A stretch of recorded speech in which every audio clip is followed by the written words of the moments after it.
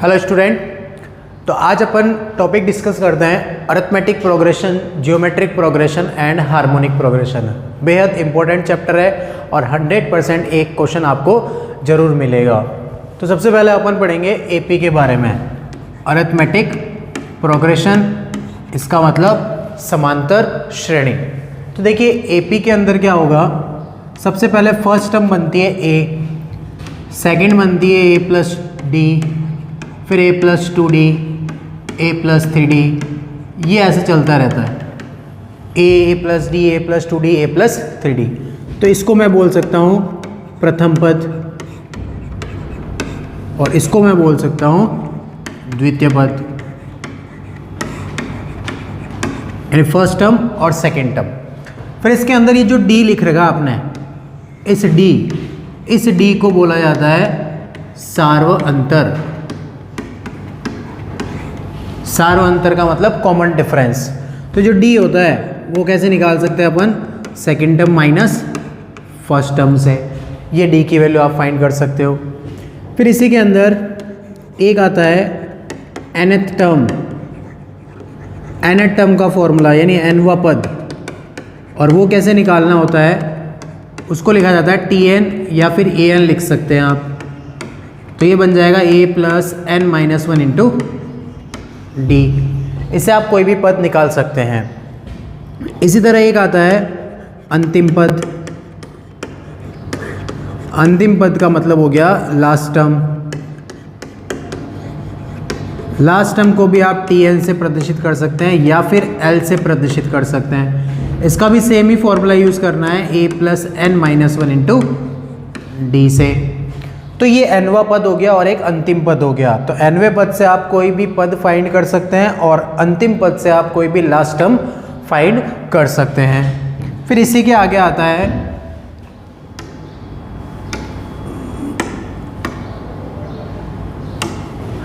इसी के आगे नेक्स्ट आता है एक n पदों का योग।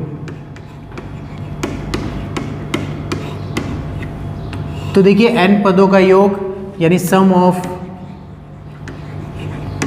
nth term.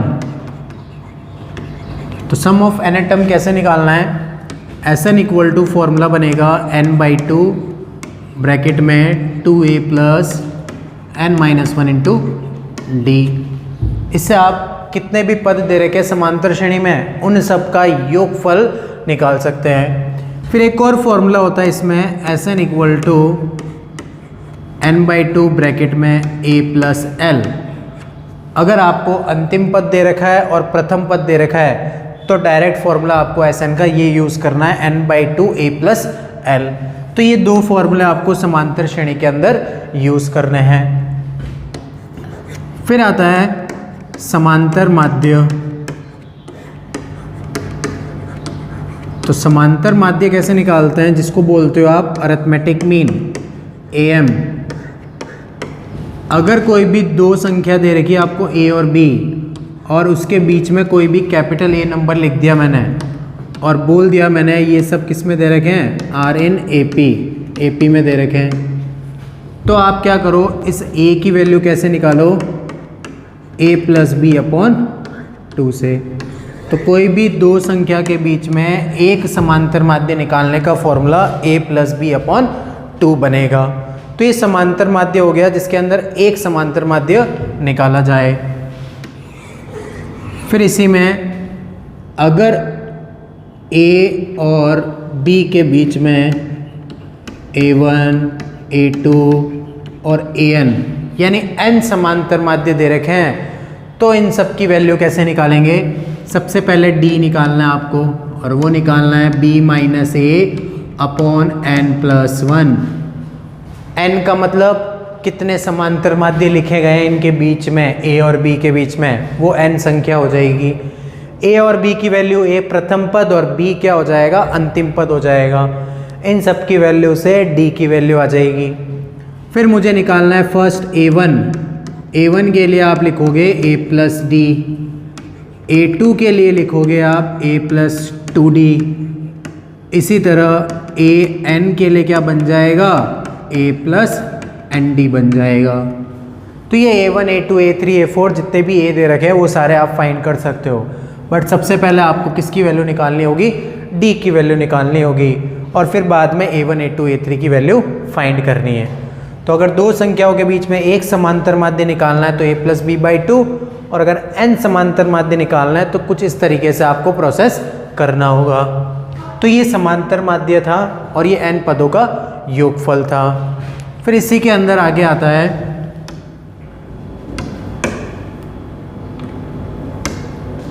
नेक्स्ट आता है आपके पास में जियोमेट्रिक प्रोग्रेशन, जिसको आप जीपी बोल सकते हो। जीपी के अंदर क्या होगा, एक ए बनेगा, AR बनेगा, AR² बनेगा, ये ऐसे चलते रहेंगे। तो ये इसका हो जाएगा प्रथम पद, ये हो जाएगा द्वितीय पद यानी सेकेंड टर्म। तो प्रथम पद आ गया, द्वितीय पद आ गया। फिर ये जो R लिखा है आपने, इस R को बोला जाता है सार्व अनुपात। तो सार्व अनुपात R का मान अपन कैसे निकाल सकते हैं, second term upon first term से निकाल सकते हैं। ये R की वैल्यू आ जाएगी आपके पास second term upon first term से। फिर इसी के अंदर nवा पद पूछ ले आपसे तो वो an या फिर tn लिखेंगे। फॉर्मूला यूज आएगा AR की पावर n-1। इसी में अगर आपसे पूछा जाए अंतिम पद बताइए यानी L की वैल्यू, सेम फॉर्मूला AR की पावर n-1 यूज आएगा। तो ये nवा पद और अंतिम पद आप इस तरीके से निकाल सकते हैं। नेक्स्ट इसमें आता है n पदों का योग। n पदों का योग कैसे निकालेंगे, Sn = फॉर्मूला बनेगा AR की पावर n-1 अपॉन R-1। एक और फॉर्मूला होता है A1 - R की पावर n अपॉन 1 - R। ये कब यूज़ करना है, जब R की वैल्यू 1 से बड़ी। ये कब यूज़ करना है, जब R की वैल्यू 1 से छोटी दे रखी है। और इसी तरह एक Sn का फॉर्मूला ये भी होता है A/1 - R। ये कब यूज़ करते हैं, जब आपके पास अनंत श्रेणी दे रखी है। अगर अनंत श्रेणी दे रखी है तो Sn का फॉर्मूला A/1 - R यूज़ करना है। अदरवाइज़ ये दो फॉर्मूले यूज़ करना है। और ये दोनों फॉर्मूले किस पर डिपेंड करेंगे, R पे डिपेंड करेंगे कि R की वैल्यू 1 से बड़ी है या फिर R की वैल्यू 1 से छोटी है। तो ये n पदों के योगफल के फॉर्मूले बनेंगे। फिर इसके बाद आएगा, इसी के बाद नेक्स्ट आता है जियोमेट्रिक मीन। इसका मतलब गुणोत्तर माध्य। और वो कैसे निकालना है आपको, अब A और B के बीच में एक जियोमेट्रिक मीन यानी एक गुणोत्तर माध्य दे रखा है, और मैंने बोल दिया ये तीनों किस में हैं, GP में दे रखे हैं। तो अगर ये GP में है तो G की वैल्यू क्या आएगी, √AB आ जाएगी। ये G आप ऐसे निकाल सकते हैं।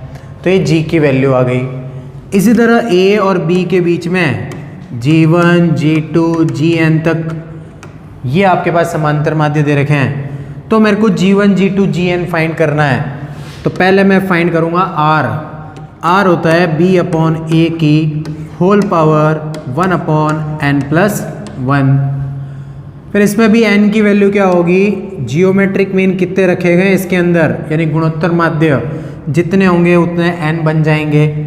B अंतिम पद हो जाएगा, A प्रथम पद हो जाएगा। किसका माना जाएगा, R का माना जाएगा।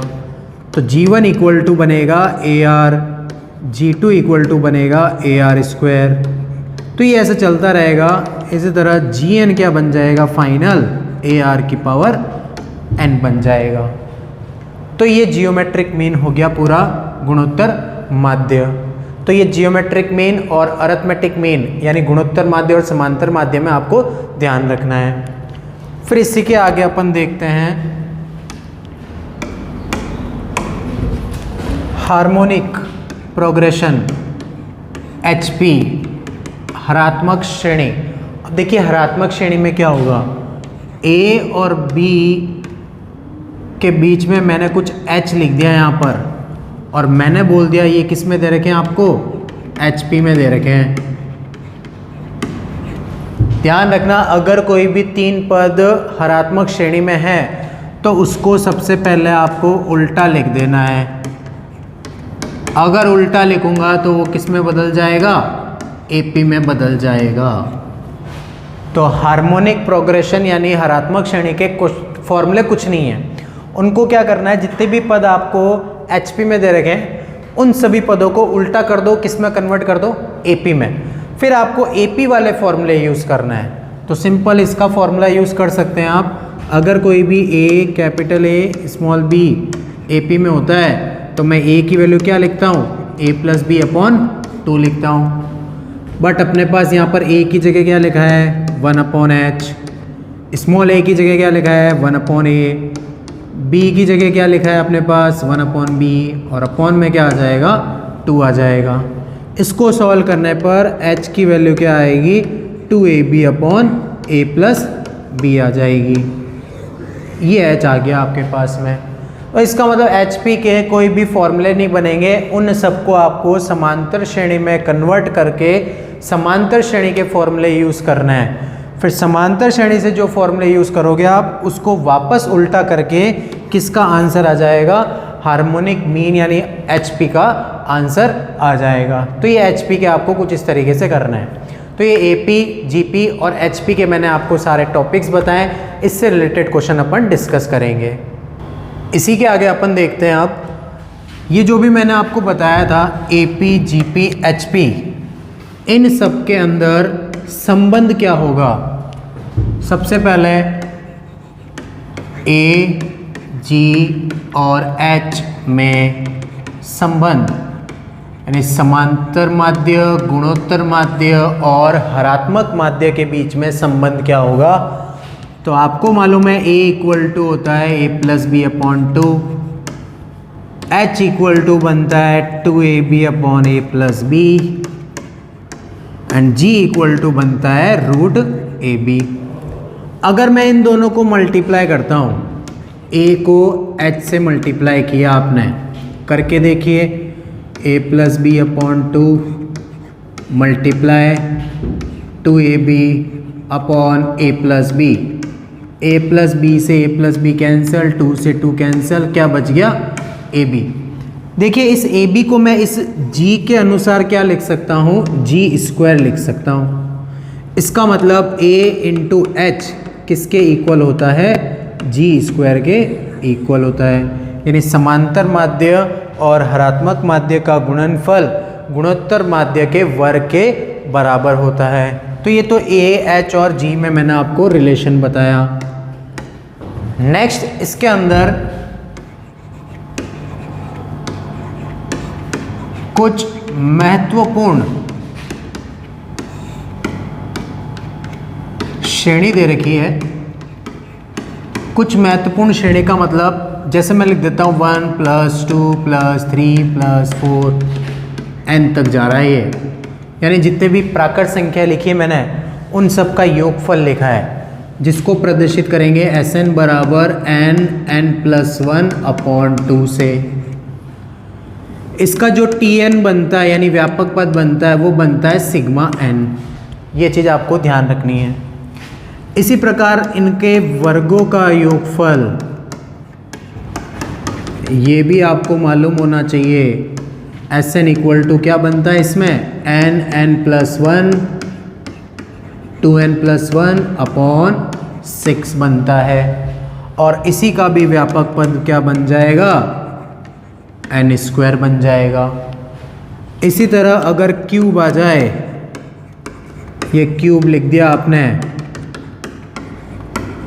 तो Sn का फॉर्मूला क्या यूज़ करेंगे, n+1/2 का होल स्क्वायर, और इसके अंदर भी जो Tn बनेगा वो क्या बनेगा, n³ बन जाएगा। तो ये सारी चीज़ें कुछ महत्वपूर्ण श्रेणी है वो आपको ध्यान रखनी है। तो ये सारा AP, GP और HP से रिलेटेड मैंने टॉपिक्स बता दिए आपको। इनसे रिलेटेड अपन क्वेश्चन अब डिस्कस करेंगे। हेलो स्टूडेंट, एपी, जीपी और एचपी से रिलेटेड क्वेश्चंस डिस्कस कर लेते हैं। जैसे यहाँ पर मैंने क्वेश्चन लिख रखा है, यदि 1,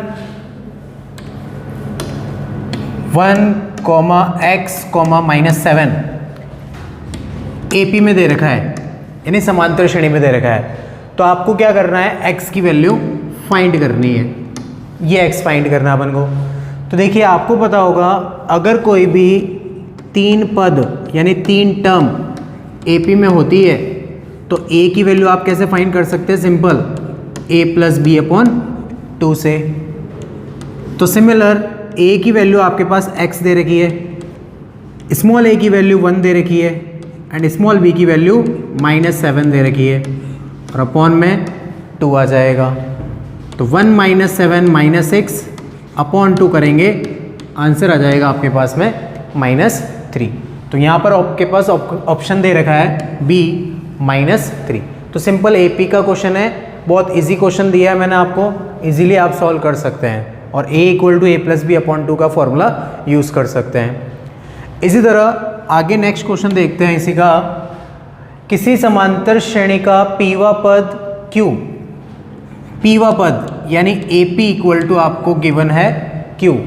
सिमिलर क्यूवा पद P दे रखा है। अच्छा, क्यूवा पद AQ = P दे रखा है, तो P + क्यूवा पद, P + क्यूवा पद क्या होगा, ये अपन को फाइंड करना है। अच्छा, P + क्यूवा यानी AP + Q फाइंड करना है। तो सिंपल क्वेश्चन है, AP के अकॉर्डिंग क्या बन जाएगा, A + P - 1 × D बन जाएगा। समांतर श्रेणी का n पदों वाला फॉर्मूला यूज़ किया है, बराबर में दे रखा है Q। सेम AQ बन जाएगा A + Q - 1 × D = P। अब इन दोनों समीकरण को आपको सॉल्व करना है, A और D फाइंड करना है। तो सिंपल आप एलिमिनेशन मेथड अप्लाई कर सकते हैं। तो देखिए माइनस माइनस, ये माइनस, A में से ये माइनस हो गया, कैंसिल। इन दोनों को माइनस करना आपको, तो पहले D कॉमन आ जाएगा, D कॉमन आ गया, अंदर बच जाएगा P - 1, ये माइनस से मल्टीप्लाई -Q + 1 बन जाएगा, एंड सिमिलर यहाँ बनेगा Q - P। तो देखिए कैंसिल आउट हो रहा है, -1 से +1, क्या बचा यहाँ पर, P - Q, and similar in दोनों में से माइनस कॉमन ले लीजिए, तो ये उल्टा हो जाएगा, प्लस वाला माइनस, माइनस वाला प्लस, दोनों एक दूसरे से कैंसिल हो गए। D की वैल्यू फाइनल आ गई -1। ये मैंने D फाइंड कर दिया। अगर D की वैल्यू -1 आप इसमें रख रहे हैं या फिर इसमें रख रहे हैं, तो आपके पास A की वैल्यू आ जाएगी। फाइंड कीजिए A, D की वैल्यू -1 रखी आपने, यहाँ बना A, यहाँ अगर मैं -1 रखता हूँ, -1 इस पूरे से मल्टीप्लाई होगा, ये बनेगा -P, यहाँ बनेगा +1 = Q। तो सिंपल A बन जाएगा मेरे पास में Q + P - 1, ये मेरे पास A आ गया, ये मेरे पास D आ गया। फाइंड क्या करना है, AP + Q फाइंड करना है। तो AP + Q का फॉर्मूला क्या बनेगा, A + P + Q - 1 × D। A की वैल्यू फाइंड कर दिया आपने, Q + P - 1, and similar D find किया आपने -1। यहाँ अगर मैं -1 रखता हूँ D की जगह, ये सारे साइन बदल जाएंगे, -P - Q + 1 कैंसिल हो रहा है, +Q - Q, and similar +P - P, and similar -1 + 1। तो आंसर क्या आ जाएगा आपके पास में, 0। इसका मतलब P + Q पद आपने क्या निकाल दिया, 0 निकाल दिया। ऑप्शन आपको दे रखा है D। तो सिंपल क्वेश्चन था, nth टर्म का फॉर्मूला आपको यूज करके सॉल्व कर देना है। नेक्स्ट क्वेश्चन देखते हैं इसी का। यहाँ लिखा है, यदि A और B का समांतर माध्य, अच्छा समांतर माध्य मैंने आपको बताया था A = A + B/2 होता है। वो किसके इक्वल दे रखा है, देखिए यहाँ पर, यहाँ पर लिखा है a to the power n plus b to the power n upon a to the power n minus 1 प्लस b to the power n minus 1। ये कंडीशन दे रखी है आपको, तो फाइंड मुझे करना है n। तो ये सिंपल क्वेश्चन है, बस वैल्यू आपको ध्यान रखनी है। ये जो वैल्यू दे रखी है इस वैल्यू को आपको क्या बनाना है, a प्लस बी अपॉन 2 बनाना है। तो देखिए यहाँ पर n की वैल्यू ऐसी क्या प्लेस करें डायरेक्ट कि इससे ये a प्लस बी अपॉन 2 बन जाए। तो देखिए यहाँ पर ऊपर a की पावर 1 है, b की पावर भी 1 दे रखा है। इसका मतलब n की जगह मैं यहाँ पर क्या प्लेस कर सकता हूँ, 1 प्लेस कर सकता हूँ। रख के देखते हैं, यहाँ पर n की वैल्यू 1 रखी तो यहाँ बनेगा a की पावर 1 प्लस b की पावर 1 अपॉन यहाँ पर भी 1 रखा आपने, तो दोनों की पावर क्या बन जाएगी, 0। और किसी की भी पावर 0 होती है तो उसका सॉल्यूशन क्या होगा, 1 होगा। तो 1 प्लस 1 फाइनल बन जाएगा 2। इसका मतलब जो n इक्वल टू 1 दे रखा था वो इसको क्या कर रहा है, सेटिस्फाई कर रहा है, यानी संतुष्ट कर रहा है। अगर कर रहा है इसका मतलब वो उसका ऑप्शन हो जाएगा। तो ऑप्शन नंबर सी 1 दे रखा है, वो इसका करेक्ट आंसर आ जाएगा। तो ये सिंपल इस तरीके से क्वेश्चन करना आपको। वैसे अपन जो 11th के अंदर करते थे, क्रॉस मल्टीप्लाई करके n की वैल्यू फाइंड करते थे, बहुत लेंथी क्वेश्चन हो जाता था। पर आपको क्या करना है, ये जो ऑप्शंस दे रखे हैं इन ऑप्शन के थ्रू ही आपको क्वेश्चन को सॉल्व करना है, तो इजीली आपके पास वैल्यू आ जाएगी। इसी तरह नेक्स्ट क्वेश्चन देखते हैं इसी का। नेक्स्ट क्वेश्चन है, किसी एपी के 3 पदों का योगफल, अच्छा 3 पदों का योगफल कितना दे रखा है, 21। तो सबसे पहले देखिए ये 4 ऑप्शन दे रखे हैं आपको। 4 ऑप्शन में योगफल 21 किससे बन रहा है, देखिए यहाँ पर 12 और 2 14 और 7 21, इससे भी बन रहा है। सेम इसमें 13 और 1 ये बन जाएगा टोटल, ये भी 21 बन रहा है। और इसी तरह 15 और 1 बन गया 16, 16 और 8 तो टोटल कितना बन जाएगा इसके अंदर, तो 24 बन जाएगा, यानी ये तो ऑप्शन होगा नहीं। फिर आगे कंडीशन क्या लिखी है, तृतीय पदों का गुणनफल द्वितीय पद से 6 अधिक है। प्रथम और तृतीय पद, अच्छा पहला और तीसरा पद उनको गुणा करना है, वो किसके इक्वल आना चाहिए, दूसरे पद से 6 अधिक होना चाहिए। तो देखिए सबसे पहले 21 योगफल इसका और इसका योग हो रहा था, तो यानी ये 2 ऑप्शन दे रखे हैं आपको। उसके अंदर लिखा है आगे प्रथम और तृतीय पदों का गुणनफल, प्रथम और तृतीय पदों का गुणनफल 12 को 2 से गुणा किया 24 बना। क्या ये 24 द्वितीय पद से 6 अधिक है क्या, देखो दूसरा पद क्या था 7, अगर उसमें 6 ऐड करते हो आप तो 24 बन सकता है क्या, नहीं बन सकता, तो ये भी ऑप्शन गलत हो गया। इसी प्रकार इसको देखते हैं, प्रथम और तृतीय पदों का गुणनफल 13 बन रहा है, क्या ये 13 द्वितीय पद से 6 अधिक हो रहा है क्या, देखो 7 दे रखा है, 6 जोड़ दूंगा तो आपके पास वापस 13 बन जाएगा। इसका मतलब ये करेक्ट बन रहा है, तो ऑप्शन आपका क्या हो जाएगा, बी हो जाएगा। तो इस समांतर श्रेणी के अंदर कभी कभी कुछ इस तरीके के क्वेश्चन आपको दिख सकते हैं, तो आपको क्वेश्चन हमेशा ऑप्शन वाइज करना है। वैसे अगर आप कैलकुलेशन करने लग जाएंगे तो बहुत लेंथी बन जाएगा, तो सिंपल आप क्वेश्चन ऑप्शन जो दे रखा है उसके अकॉर्डिंग सॉल्व कर सकते हैं। इसी तरह आगे देखते हैं क्वेश्चन 1।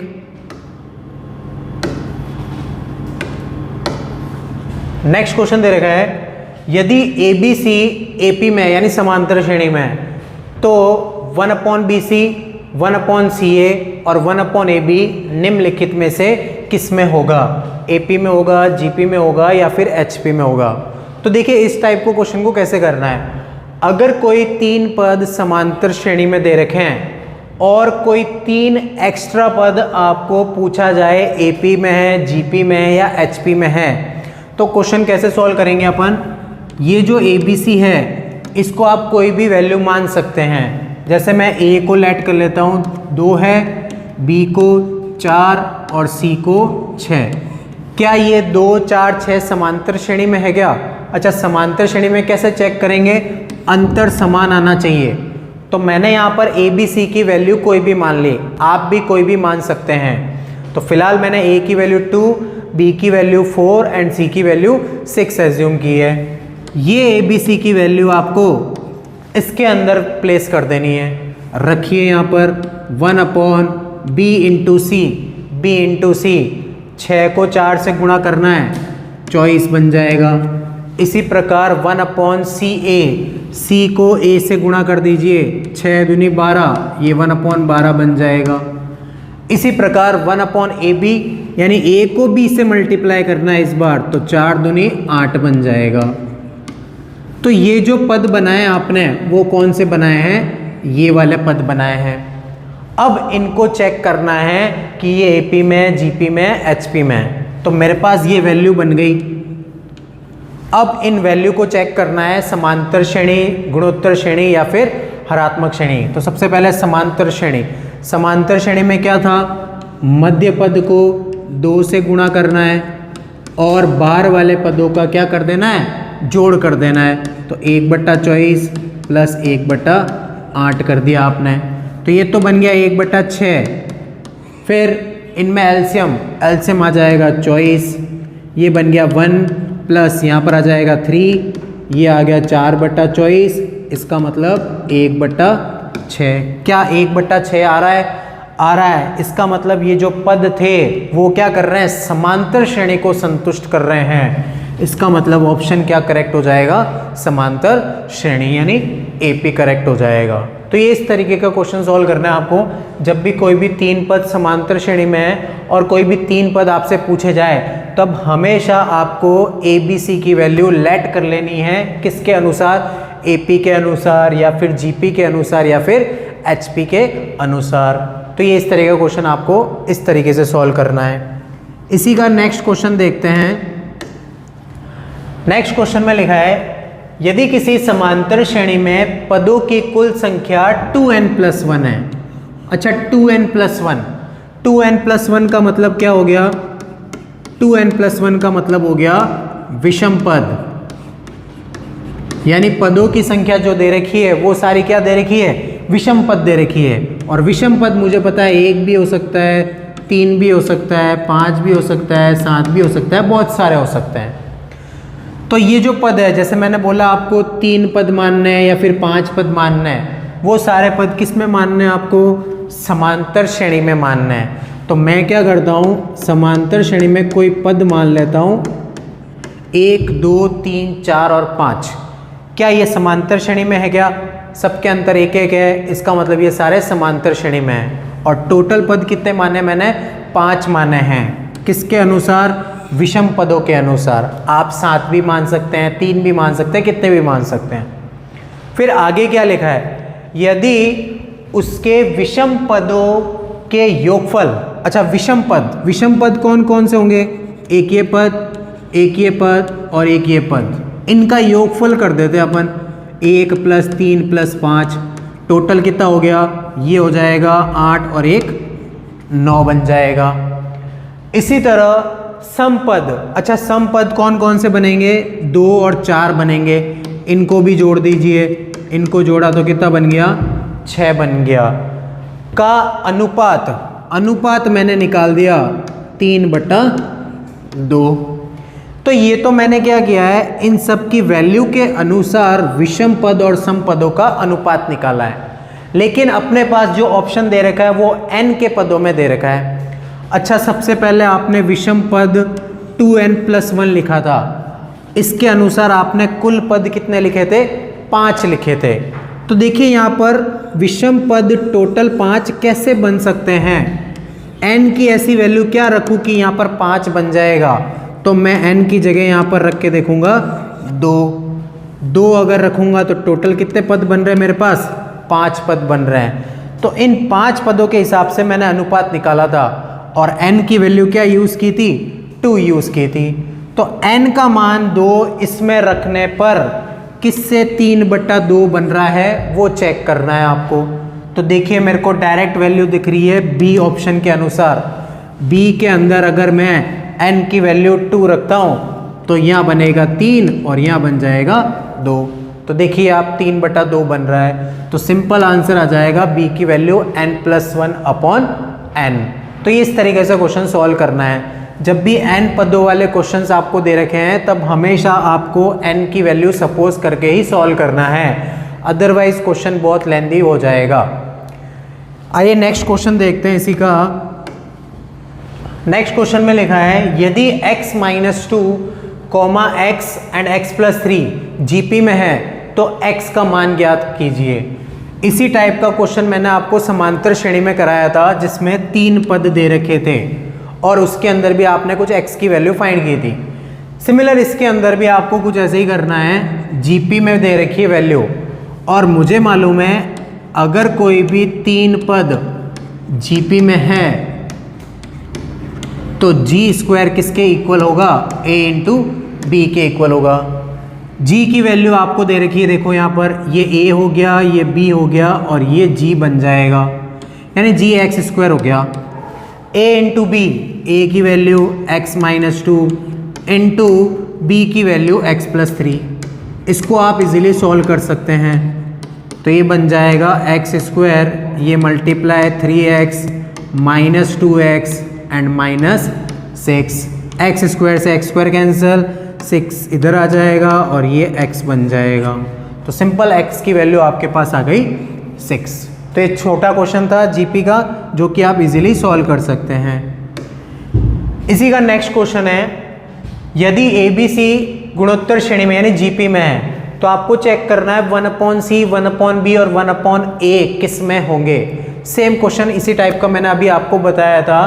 अगर कोई भी 3 पद जीपी, एचपी या फिर एपी में दे रखे हैं और 3 पद कुछ पूछा जाए एपी, जीपी और एचपी में है तो क्या करना है, एबीसी की वैल्यू आपको सपोज कर लेनी है। किसके हिसाब से सपोज करनी है, इस बार जीपी के हिसाब से सपोज करनी है। तो देखिए ए की वैल्यू सपोज करता हूँ 2, बी की वैल्यू सपोज करता हूँ 2 का स्क्वायर एंड सी की वैल्यू सपोज कर लेते हैं 2 की पावर 3। क्योंकि आपको पता है अगर ये जीपी में है तो इनका अनुपात आपस में बराबर होना चाहिए, इसलिए मैंने कुछ ये पद माने हैं। तो ये 2 बन गया, 4 बन गया और एक 8 बन गया। ये जीपी की वैल्यू आपने सपोज कर ली ए, बी और सी। नेक्स्ट अपन को देखना है 1/c। तो 1/c, 1/b और 1/a ये किस में होंगे ये चेक करना है। 1/c की वैल्यू, c की वैल्यू 8, 1/b की वैल्यू 4 एंड कॉमा 1/a की वैल्यू 2। ये मेरे पास वैल्यू बन गई। अब मुझे इनके अंदर रिलेशन चेक करना है, क्या वो एपी में है, जीपी में है या फिर एचपी में है। देखो अगर क्वेश्चन जीपी में है तो अधिकतर ध्यान रखना जीपी के अनुसार ही आपको चेक करना है। जैसे मैं इसको चेक करता हूँ, सबसे पहले अगर कोई भी 3 पद जीपी में होता है तो जो मिडिल वैल्यू होती है उसका स्क्वायर लिखा जाता है और वो किसके इक्वल आता है, बाहर वाले पदों के गुणनफल के इक्वल आता है। 1/8 इंटू 1/2 चेक कर सकते हैं, ये 1/16 बन रहा है और ये भी 1/16 बन रहा है। इसका मतलब ये कंडीशन संतुष्ट कर रही है, इसका मतलब ये किस में होंगे, जीपी में होंगे। तो बस सिंपल क्वेश्चन था, वैल्यूज़ आपको लेट करके सॉल्व कर देनी है। इसी का नेक्स्ट क्वेश्चन देखते हैं। नेक्स्ट क्वेश्चन दे रखा है यदि एबीसी समांतर श्रेणी में है एवं एक्स वाई जेड गुणोत्तर श्रेणी में है तो x की पावर b माइनस सी, y की power c minus A and z की पावर a माइनस बी किसके इक्वल होगा। तो देखिए इसके अंदर भी 3 पद है, इसमें भी 3 पद दे रखे हैं। तो सिंपल आप 3 पद मान लीजिए एपी के अनुसार। तो मैं a का मान मान लेता हूँ 1, b का 2 और c का 3। ये सारे समांतर श्रेणी में आ रहे हैं। इसी प्रकार x, y, z की वैल्यू भी मान लीजिए आप। तो x की वैल्यू 2 मान लेते हैं, ये 2 स्क्वायर और ये 2 क्यूब जैसे आपने अभी मानी थी। तो ये 2, 4 और 8 x, y, z के मान हो गए किसके अनुसार, जीपी के अनुसार। अब मुझे ये वैल्यू फाइंड करनी है। आपके पास ये सारे मान दे रखे हैं, ये सारे मान आप यहाँ पर रख सकते हैं। रखिए सबसे पहले x की वैल्यू 2 दे रखी है, उसकी पावर में लिखा है b माइनस सी, यानी b में से c को माइनस करना है। तो b माइनस सी किया, 2 माइनस 3 किया, -1 आ जाएगा। सेम y की वैल्यू 4 दे रखी है, और इसकी होल पावर में लिखा है c माइनस ए। c में से इस बार a माइनस 3 माइनस 1 2 बन जाएगा। एंड सेम z की वैल्यू दे रखी है आपको 8 और उसकी पावर में लिखा है a minus B. a minus B 1 minus 2 that is minus 1। तो देखिए ये 2 की पावर माइनस 1। अच्छा इसको मैं लिख सकता हूँ 2 की पावर 2, तो टोटल 2 की पावर कितनी हो जाएगी 4 हो जाएगी। सेम 2 की पावर 3 लिख सकते हैं, तो टोटल 2 की पावर हो जाएगी माइनस 3। तो फाइनल जो भी आएगा, यानी बेस अगर इक्वल होते हैं, आधार समान होती है, घातें जुड़ जाएगी, -1 + 4 -3, तो 2 की घात टोटल बन गया 0। इसका मतलब आंसर कितना आ गया 1 आ गया। तो आप ऑप्शन में देख सकते हैं आंसर 1 किस में दे रखा है आपको, सी ऑप्शन में दे रखा है। तो सिंपल ए बी सी और एक्स वाई जेड की वैल्यू लेट करके आपको सॉल्व कर देनी है। ध्यान रखना समांतर श्रेणी, गुणोत्तर श्रेणी और एचपी में हमेशा ट्रिक से ही क्वेश्चन सॉल्व किए जाते हैं और इसी टाइप का क्वेश्चन आपका एग्जाम में पूछा जाएगा। इसी का नेक्स्ट क्वेश्चन देखते हैं। नेक्स्ट क्वेश्चन में लिखा है 1/2 + 3/4 +7/8 +15/16 n पदों तक का योगफल आपको चेक करना है। यहाँ पर आपके पास ऑप्शन दे रखे हैं ए बी सी डी। तो देखिए ये भी आपके पास कुछ n सीरीज दे रखी है, तो n सीरीज वाले क्वेश्चन हमेशा n की वैल्यू मान के किए जाते हैं। तो देखिए अगर मैं n की वैल्यू सपोज 2 मानता हूँ, 2 का मतलब क्या हो गया, केवल 2 पदों का योग। मैं इनको जोड़ के देख लेता हूँ, 1/2 + 3/4, इनको हल किया, 4 एलसीएम 2 + 3, टोटल बन गया मेरे पास 5/4। तो सिंपल 2 + 3 5/4 किसके हिसाब से आया आपके पास, n बराबर 2 के हिसाब से आया। तो n बराबर 2 इनमें से किस में रखें कि मेरे पास 5/4 बन जाए। देखिए सबसे पहले मैं रखता हूँ, सपोज a के अंदर रखते हैं पहले अपन। a ऑप्शन में रखा 2 की पावर 2 - 1, तो देखो ये तो 2 की घात 2 कितना बन गया, 4 - 1 3 बन गया। तो ये तो हो ही नहीं सकता क्योंकि मेरे को तो फ्रैक्शन में वैल्यू चाहिए। फिर इसी तरह फ्रैक्शन के हिसाब से अगर मैं सी ऑप्शन देखता हूँ, 2 की पावर -n + n - 1, देखिए इसको 2 की पावर n की वैल्यू -2 + 2 - 1, यहाँ पर बनेगा 1/4, क्योंकि पावर नेगेटिव होती है उसको पॉजिटिव बनाने के लिए डिवाइड में लिख दिया जाता है। 2 - 1 1, इसको सॉल्व करने पर मेरे पास क्या बन रहा है 5/4 बन रहा है। तो ऑप्शन करेक्ट हो जाएगा, सी ऑप्शन करेक्ट हो जाएगा। तो सिंपल है, n की वैल्यू आपको सपोज करके उसको सॉल्व करना है, नहीं तो आप इसको सॉल्व करते रह जाएंगे, बहुत लेंथी क्वेश्चन हो जाएगा। तो n की वैल्यू सपोज कीजिए और उसको आप इजीली सॉल्व कीजिए। इसी का नेक्स्ट क्वेश्चन देखते हैं।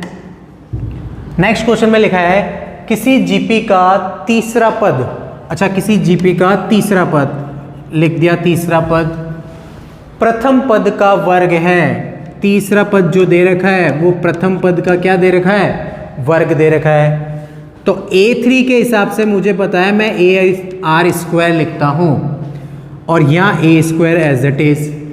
अच्छा एक a से एक कैंसिल, r² की वैल्यू क्या आ गई मेरे पास, अभी a आ गई। इसी का आगे देखो क्वेश्चन में लिखा है यदि द्वितीय पद 8 है, द्वितीय पद यानी a2 कितना दे रखा है 8 दे रखा है, तो a2 के हिसाब से मैं लिखता हूँ ar, ये ar लिख दिया। अच्छा a की वैल्यू r² यहाँ रख देते हैं, ये r² रख दिया, तो ये बन गया r³ = 8। इससे r की वैल्यू मेरे पास क्या आ जाएगी 2 आ जाएगी। अगर r की वैल्यू 2 है तो देखो a की वैल्यू कितनी बन रही है, r की वैल्यू 2 रख दिया, a की वैल्यू क्या बन गई 4 बन गई। सिंपल मुझे कौन सा पद निकालना है, छठा पद निकालना है। छठा पद मतलब a6 यानी ar⁵। तो सिंपल a की वैल्यू आपके पास दे रखी है 4 और r की वैल्यू आपको दे रखी है 2, तो ये बना 2 की पावर 2 और ये 2 की पावर 5, तो टोटल 2 की पावर कितना बन जाएगा 7 बन जाएगा। और 2 की पावर 7 कितना हो जाएगा 128 बन जाएगा। तो ऑप्शन देख सकते हैं आप 128 दे रखा है। तो सिंपल क्वेश्चन है, जीपी का इजीली सॉल्व हो सकता है। इसी का नेक्स्ट क्वेश्चन देखते हैं आप। नेक्स्ट क्वेश्चन है, किसी अनंत गुणोत्तर श्रेणी का प्रथम पद 4 है। अच्छा, अनंत गुणोत्तर श्रेणी ए आर स्क्वायर, ये ऐसे इनफाइनाइट तक चलेगी, जिसका प्रथम पद आपको 4 दे रखा है। प्रथम पद यानी ए की वैल्यू 4 दे रखी है, एवं प्रत्येक पद अपने बाद आने वाले सभी पदों के योगफल के बराबर है। प्रत्येक पद का मतलब आप कोई भी पद ले सकते हैं, जैसे मैं पहला पद ही ले लेता हूँ, यानी प्रत्येक पद यानी फर्स्ट पद अपने बाद आने वाले सभी पदों के योगफल के बराबर दे रखा है। तो उस जीपी का कॉमन रेशियो यानी सार्व अनुपात, इसका मतलब आर की वैल्यू आपको फाइंड करनी है। तो देखिए कैसे करना है, ये ए एज इट इज रहेगा, इसके अंदर अनंत श्रेणी दे रखी है, तो अनंत श्रेणी का फॉर्मूला आपको बता रखा है, Sn equal to A upon 1 minus R होता है। तो इसके अंदर ए की वैल्यू प्रथम पद ए आर बन जाएगी, अपॉन के अंदर 1 माइनस आर की वैल्यू, तो देखो आर की वैल्यू कैसे निकालते हैं, दूसरा पद बट्टे पहला पद, तो सेम आर ही आएगा। ए से ए कैंसिल हो गया, 1 माइनस आर यहाँ शिफ्ट हो जाएगा, आर को उधर शिफ्ट कर दीजिए, आर की वैल्यू मेरे पास कितनी आ जाएगी, 1/2 आ जाएगी। तो आर की वैल्यू 1/2 यानी सी ऑप्शन हो जाएगा। तो सिंपल क्वेश्चन था, अनंत श्रेणी का आपको फॉर्मूला पता होना चाहिए, उसी से रिलेटेड क्वेश्चन अपन को सॉल्व करना था। नेक्स्ट क्वेश्चन देखते हैं इसी का, यदि a अपॉन सी बराबर a minus B upon B minus C हो तो a b c किस में होंगे। देखो यहाँ पर आपके पास एक समीकरण दे रखा है इस बार, और चेक करना है a b c क्या होगा। अगर आपको कुछ समीकरण दे रखा है तो आप क्या कीजिए, इस समीकरण को सॉल्व कर दीजिए, आपको पता चल जाएगा a b c किस में आएंगे। देखिए cross multiply, a b minus C equal to C a minus B, तो simple A B minus A C C A minus C B. क्या कुछ कट रहा है क्या, minus A C plus minus plus का सी ए, कोई cancel out नहीं हो रहा है, इसको आप इधर शिफ्ट कर दीजिए, ए बी माइनस का इधर आएगा प्लस का सी बी, फिर इसी तरह ये उधर शिफ्ट हो जाएगा प्लस का ए सी, इन दोनों में से कॉमन बी आ जाएगा, ए प्लस सी बन जाएगा, एंड सिमिलर ये 2ac बन गया। तो आपके पास b की वैल्यू मेरे पास आएगी 2ac अपॉन में a प्लस सी। ये कंडीशन आपको मालूम होनी चाहिए किसकी होती है, किसकी होती है, HP की होती है। HP का मैंने आपको रिलेशन बताया था, H इक्वल टू होता है 2ab upon a plus B. तो ये जो संबंध बन रहा है वो इससे संबंधित है पूरा, तो बस ए बी सी किस में हो जाएंगे, एच पी में हो जाएंगे। फिर इसी का नेक्स्ट क्वेश्चन देखते हैं एक, यदि A B C D H P में है तो निम्नलिखित में से कौन A B plus B C plus C D के बराबर है। तो देखिए A B C D H P में है, तो मैंने आपको बताया था अगर कोई भी पद एच पी में है तो उसको क्या किया जाता है, उल्टा करके समांतर श्रेणी में बदल दिया जाता है। तो अपन क्या करते हैं, एपी के कोई भी 4 पद मान लेते हैं, जैसे 1 2 3 एंड 4, ये एपी के पद मान लिए मैंने। अगर ये 1 2 3 4 समांतर श्रेणी के हैं तो एचपी के पद आप बता सकते हो क्या होंगे, इनको उल्टा कर दो, 1 का उल्टा 1, 1/2, 1/3, 1/4, तो ये HP के पद बन गए अपने पास में। तो ये जो HP के पद बने हैं, इन HP के पदों को मैं ये मान सकता हूं A B C and D। तो A B C D के HP के पद मेरे पास कुछ इस तरीके से आ गए। तो अब क्या करना है, मुझे इन सब की वैल्यू निकालनी है, AB plus BC and plus CD किसके बराबर होगा। ए को बी से मल्टीप्लाई करो, पहले ए को बी से मल्टीप्लाई तो ये आएगा 1/2, प्लस बी को सी से मल्टीप्लाई किया 1/6। इसी प्रकार सी को डी से मल्टीप्लाई करेंगे तो 1/12 आ जाएगा। सॉल्व कर दीजिए, 12 एलसीएम लिया, 6 + 2 + 1 टोटल बन जाएगा 9/12 और 9/12 के हिसाब से 3/4 आ जाएगा। तो ये ए बी सी डी के मान मैंने ये रखकर A B + B C + C D की वैल्यू क्या निकाल दी, 3/4 निकाल दी। तो चेक कीजिए आप इन सब में से ए बी सी डी की वैल्यू रखने पर 3/4 किससे बन रहा है। तो देखिए सबसे पहले तो 3 आ रहा है अपने पास में, तो ऑप्शन मैं चूज करूंगा पहले सी को देखते हैं। 3 को किससे मल्टीप्लाई कर रहे हैं, ए से यानी 1 से, और फिर डी से मल्टीप्लाई यानी 1/4 से। तो देखिए आपके पास आंसर 3/4 आ रहा है। इसका मतलब ऑप्शन क्या करेक्ट हो जाएगा, 3AD करेक्ट हो जाएगा। तो सिंपल ABCD की वैल्यू आपको लेट करके क्वेश्चन को सॉल्व करना है। इसी का नेक्स्ट क्वेश्चन देखते हैं। नेक्स्ट क्वेश्चन में लिखा है sigma r = 5 to 10 r² - 2r + 1 = question mark, यानी क्वेश्चन की वैल्यू फाइंड करनी है। तो मुझे ये पता है ये कुछ a - b का होल स्क्वायर बन रहा है। तो सिग्मा r = 5 to 10 ये बन रहा है मेरे पास r - 1 का होल स्क्वायर। तो सिंपल होल स्क्वायर बना दिया आपने। अब इस सिग्मा का मतलब क्या होता है और इस रेंज का मतलब क्या होता है। रेंज का मतलब है r की वैल्यू 5 रखते हुए आपको कहाँ तक जाना है, 10 तक जाना है। तो सबसे पहले मैं 5 रखता हूँ तो मेरे पास मिलेगा 4 का स्क्वायर, फिर 6 रखते हैं 5 का स्क्वायर, फिर 7 6 का स्क्वायर, इसी तरह 7 का स्क्वायर, 8 का स्क्वायर, एंड लास्ट अगर मैं 10 रखूँगा तो मेरे पास बन जाएगा 9 स्क्वायर। और इस सिग्मा का मतलब होता है ये जितने भी पद हैं इन सब का योगफल।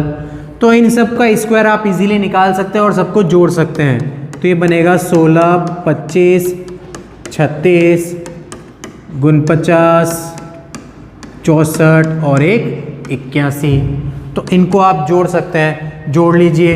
ये हो गए 5 और 9 टोटल बन गए 14 और 6 20 और 5 25 और 6 31 1 3 3 4 5 6 7 8 9 10 11 12 13 13 और 6 19 19 और 8 27। इसका मतलब आंसर आ जाएगा 271। ये ऑप्शन आपको दे रखा है। तो सिंपल सीरीज वाला क्वेश्चन था। आपको इसके अंदर a - b का फॉर्मूला यूज़ करना है। वो फॉर्मूला यूज़ करके सिग्मा के बारे में ध्यान रखना है। सारे पद क्या हो जाएंगे, उसमें प्लस हो जाएंगे और सिंपल सबका स्क्वायर निकाल के उन सबको जोड़ देना है। इसी का नेक्स्ट क्वेश्चन देखते हैं। नेक्स्ट क्वेश्चन में लिखा है किसी सीरीज के प्रथम n पदों का योगफल, प्रथम n पदों का योगफल यानी Sn, n पदों के योगफल को आपको Sn से प्रदर्शित करना है। तो द्वितीय पद निम्नलिखित में से कौन सा होगा, दूसरा पद अपन को फाइंड करना है। तो सिंपल, जब भी आपके पास Sn दे रखा है तो मैं यहाँ पर n की जगह 1 रखूँगा। पहले n की जगह 1 रखते हैं तो यहाँ बनेगा 5 + 2 ये बन जाएगा 7। S1 का मतलब हमेशा होता है प्रथम पद। इसी तरह अगर मैं n की जगह 2 रख देता हूँ, रखो यहाँ पर n की वैल्यू 2, तो ये बना S2 5 2 का स्क्वायर प्लस 2 × 2। S2 का मतलब क्या होगा, दूसरा पद प्लस पहला पद, यानी प्रथम 2 पदों का योगफल होता है S2 इक्वल टू 2 का स्क्वायर 4, 4 को 5 से गुणा 20 और ये प्लस 4 टोटल कितना बन गया, 24 बन गया। अच्छा, T2 + T1 की वैल्यू आपने 24 निकाली।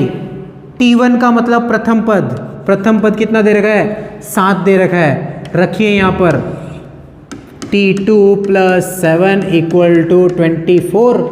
7 को अगर मैं वहाँ भेजता हूँ तो टोटल वैल्यू T2 की कितनी आ जाएगी, 17 आ जाएगी।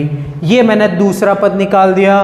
ये मैंने पहला पद निकाल दिया, तो मेरे को फाइंड क्या करना था, दूसरा पद ही निकालना था, तो दूसरा पद 17 आ जाएगा, ऑप्शन आ जाएगा 17।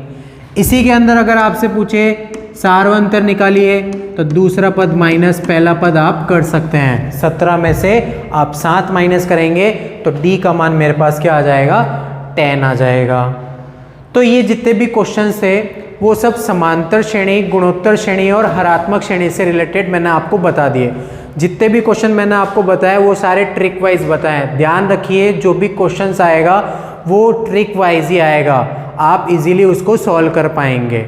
ठीक है, तो सारे क्वेश्चंस आप अच्छे तरह से कर सकते हैं और ग्रेड ऑफ डिफेंस एकेडमी की जो बुक दे रखी है उसमें से भी आप क्वेश्चन सॉल्व कर सकते हैं।